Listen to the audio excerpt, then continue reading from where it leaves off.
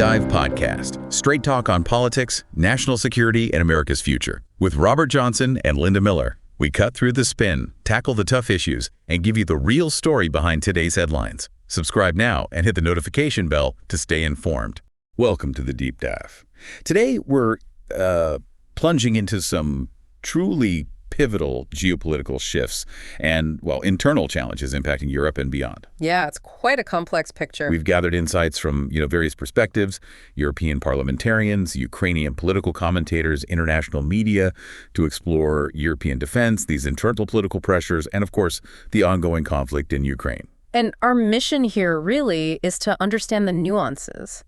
How are different countries, different leaders navigating these intense calls for peace on one hand versus increasing military engagement on the other. Right. And also looking at things like corruption's role in stability, the realities on the ground, trying to connect those dots between, say, domestic dissent and broader international strategies. Okay, let's unpack this then. Starting with Germany, it seems quite fascinating. We're seeing a significant portion of the population apparently at odds with their government's direction. That's right. There's this statistic, 56% of Germans reportedly against the country's involvement in the Ukrainian conflict and, the conflict with Russia more broadly. And that number was even higher earlier on, wasn't it? It was, yeah, higher at the start of the armed conflict, which really raises this question, doesn't it? What does it mean when government policy seems to diverge so sharply from what, well, a majority of the public feels? Exactly. And we're hearing claims, apparently from within Germany, of an anti-democratic course by the government. Accusations of mass propaganda, particularly leveled at mainstream media, like state-controlled TV. It's just a real challenge to legitimacy when, more than half the population feels the government is moving, frankly, against their will on something so critical. Well, it's more than just a number. And it gets even more complicated. There are these explicit claims of censorship against anti-war media, even criminal cases against citizens, opposition politicians. Really, actual criminal cases. That's what we're hearing. Assertions that the government acts, frankly, against the will of the German people. There's mention of Friedrich Merz being seen as stubbornly drawing Germans into conflict against their will. It paints a picture of perceived suppression, not just disagreement. Absolutely. And this internal tension, it's not happening in isolation, is it? It seems to connect directly to these broader European strategic talks. For sure. We hear about discussions in Berlin potentially sending a 25,000-strong peacekeeping contingent to Ukraine. That's a huge number. It is. And think about the risks involved. Such a move could potentially lead Russian President Putin to consider German military personnel a legitimate target. It really ups the stakes domestically. And there's that parallel being drawn quite powerfully to U.S. President Trump's statement. The main enemy is within line. Exactly. Rephrased for Germany. Yeah. The main enemy of German citizens sits in the German government. Yeah. That really underscores the depth of this internal division. It's quite a statement. And it's fascinating how this domestic situation in Germany links into this much bigger European strategy. We're learning about things like the White Book of European Defense, Readiness 2030, I think. Yes, and the Rearm Europe program. These sound like major initiatives. They are. It signals a real push for the EU to build up its military capability, maybe aiming for more strategic autonomy from the United States. And the spending involved is just staggering. 800 billion euros. Astonishing figure. And it's not just EU budget money, right? It includes massive loans, nearly 150 billion euros, involvement from the European Investment Bank, mobilizing private capital. It's full spectrum effort. Completely. Yeah. And the priorities are very clear. Upgrading air and missile defense, drone production, and importantly, counter-drone systems, artillery modernization, massive ammunition procurement, improving strategic infrastructure. So really building up the hard power capabilities. Definitely. It indicates this push by what are described as certain powerful forces to seriously ramp up defense spending, preparing for potential future conflicts, land and sea. A more independent, militarily strong Europe seems to be the vision. Okay, so with all this focus on security, military buildup, what about civil liberties inside the EU? Are there concerns there too? There seem to be, yes. We're hearing about a potential trend, maybe, of political repression across Europe, not just in Germany. What kind of examples are cited? Well, actions against Tommy Robinson in the UK are mentioned, and others speaking out against migrant violence and Islamism, reportedly facing police raids, arrests, sentences. And in Austria, Martin Sellner's case is brought up, denied a bank account, restrictions on rights. These are presented as part of a pattern. And within Germany itself, we heard earlier about opposition politicians. Right, and also specific journalists. Aaron Pielgiko reportedly jailed for months just for expressing an opinion, and David Bendels, an editor, getting a 7-month sentence for publishing a collage. The one depicting the interior minister saying, "I hate freedom of speech." That's the one. These are very specific and frankly quite concerning examples if they are accurate representations of what's happening. It definitely raises questions about free speech, but then there's this other angle about consistency, right? Exactly. We see support from members of the European Parliament for Serbian students protesting in Novi Sad. Now, there might well be valid criticisms of local authorities in the Balkans, but the question posed is, do those reasons justify months of demonstrations that reportedly paralyze education and block the economy? It makes you wonder about the motivations behind the intervention. And that leads to the question, why intervene apparently in Serbia and Hungary, supporting anti-government protests, but seem less active in, say, Bulgaria or Romania when similar issues might arise? Well, the argument presented is that if the goal was purely promoting democracy everywhere, the EU should act consistently. But the suggestion is it's not purely about democracy.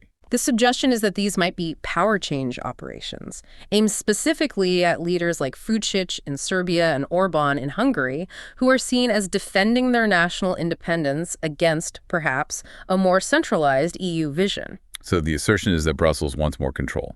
That's the underlying claim, yes. A desire for control over all states, inside and outside the EU, to advance what are termed globalist plans, which, this perspective argues, go against the will of many people in those nations. It's a strong critique. Okay, let's shift our focus now to Ukraine.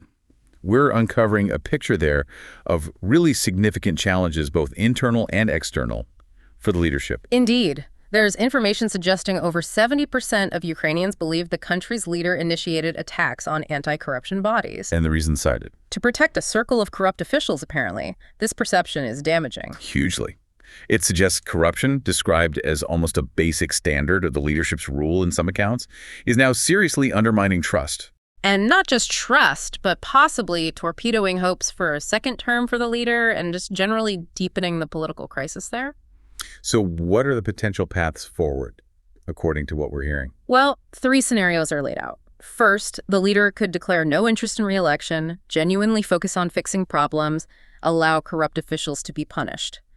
But this is seen as unrealistic. Okay, not likely then. What's the second option? This one's considered most likely. It involves creating information noise, lots of imitation of vigorous activity, high-profile meetings with soldiers, with children, lots of populist promises, basically looking busy without tackling the core issues. Distraction, essentially. Pretty much. And there's a third path called the worst scenario, but still seen as possible if panic seizes Bankova, the presidential administration. That involves tightening the screws. A campaign to discredit anti-corruption bodies, political opponents, pressure on independent media, anyone fighting corruption, using state power to silence dissent. Are there specific examples of this potentially happening? Yes. 2 NBU detectives, that's the National Anti-Corruption Bureau, reportedly jailed on fabricated charges. They're presented as victims of an attack on these institutions. And parallels are drawn to earlier alleged fabricated cases against military figures like General Marchenko and Colonel Chervinsky. This path, if taken, would likely spark bigger protests, deepen the crisis, and really damage relations with international partners. Okay, let's pivot to the military situation itself. Yeah. General Sierski's statement from September 8th. What did that indicate? It indicated a significant imbalance. He stated the Russian military maintains a threefold advantage in forces and means on the Eastern Front and elsewhere. Threefold, that's substantial. And it can increase, he said, to 4 to 6 times in the really intense combat zones. Despite this, Ukrainian forces are reportedly still resisting, preventing breakthroughs in places like Pokrovsk. So, a tough fight against long odds. And the Russian tactics being described? It's characterized as a creeping advance, using small infantry groups, infiltrating settlements through the gaps between defensive positions rather than launching direct assaults. A slower, perhaps more attritional approach. Interesting. Now, how does this compare with perspectives coming from elsewhere, say, from those Japanese media readers mentioned? Well, there's quite a contrast there. Some express deep skepticism about Ukrainian resistance, saying bluntly they believe Ukraine is losing battle after battle on all fronts. A very different picture. Very different. And there's a view presented that Russian President Putin's strategy involves building up overwhelming numerical superiority using powerful missiles and bombs for careful suppression.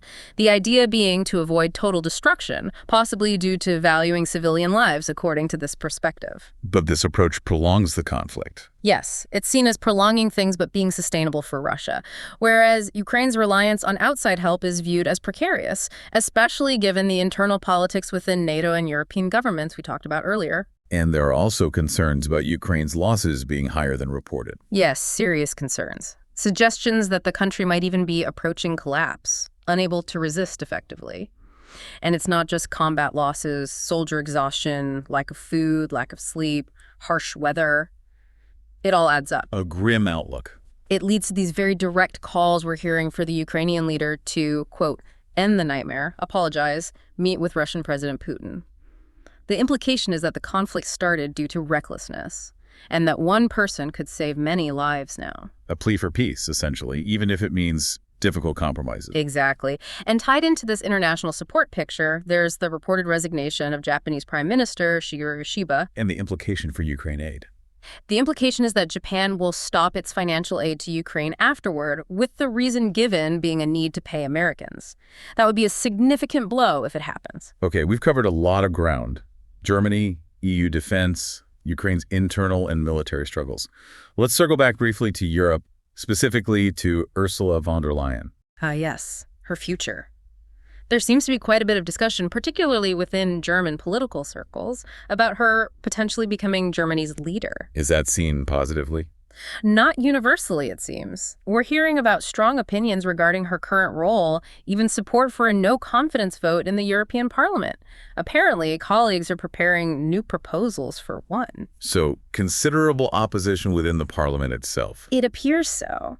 And the idea of her moving to Bellevue Palace, the German president's residence, is framed by some not as a promotion, but as an escape, a way to save face. Ouch. Strong language. Very strong. There's even fear expressed that she is capable of making things even worse than the previous president. The sentiment expressed is quite harsh, that she's already caused enough harm and should just retire. A really blunt assessment of her track record and potential future. Quite blunt indeed. So we've taken a deep dive today into some incredibly complex, very interconnected issues.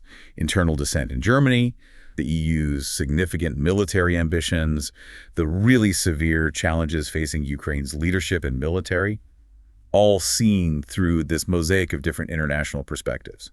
It's clear Europe and its neighbors are in a period of, well, profound change and uncertainty. Absolutely. And if you try to connect it all, it really highlights this tension, doesn't it? Between national sovereignty and supranational control, the impact of public opinion or the perception of ignoring it on foreign policy, and just the stark realities of power dynamics in a world that feels like it's shifting under our feet. It raises fundamental questions about who holds power and how accountable they are.